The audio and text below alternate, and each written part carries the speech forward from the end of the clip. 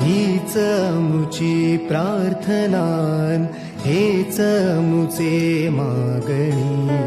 हीच मुची प्रार्थनान, हेच मुचे मागणी.